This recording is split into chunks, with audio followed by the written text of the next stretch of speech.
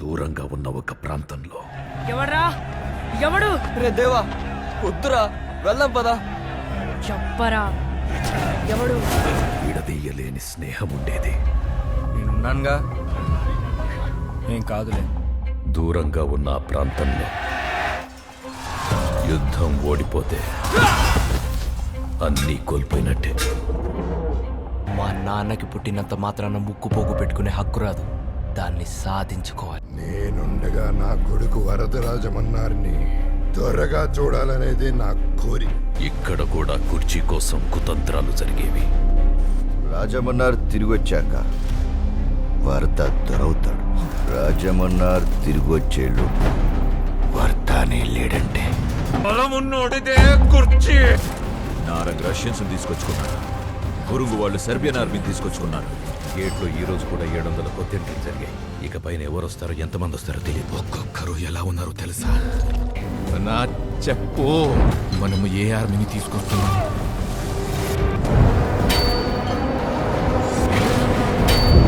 ఒక ఎంట్రీ చేయాలి. ఎంతమంది సార్? ఒక్కడు.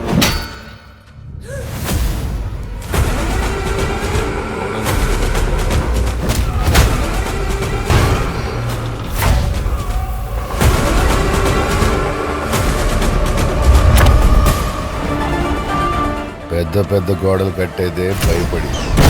బయటికి ఎవడిపోతాడని కాదు, లోపలికి ఎవడొస్తాడని.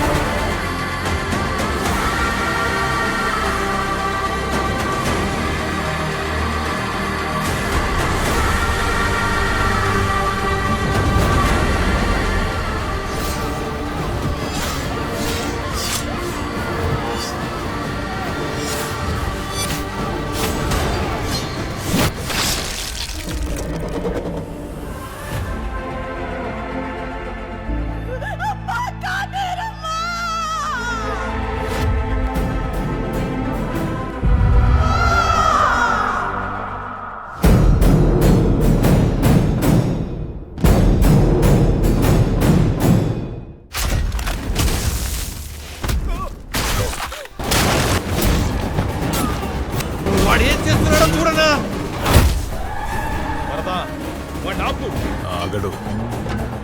వాడి ఊపిరి ఆగేదాకా వీడు ఆగడు.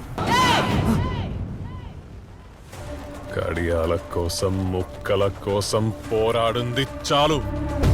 వాళ్ళేమనుకుంటున్నారు నాకు అనవసరం. We are all violent men. మన రక్తంలోనే వైలెన్స్ ఉంది. నువ్వు నీ కోసం ఏ నిర్ణయం తీసుకుంటావు అది చెప్పు. కాన్సార్ ఎరుపెక్కాల, మండే నిప్పుతోనైనా వీళ్ళ రక్తంతోనైనా. కాలే మంటల్లో ఉండే ఎరుపు కన్నా పారే రక్తంలో ఉండే ఎరుపే అందంగా ఉంటుంది.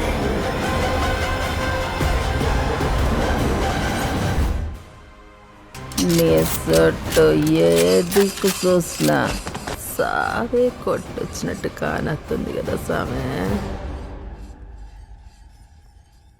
నీకు కూడా కనబడుతుందా?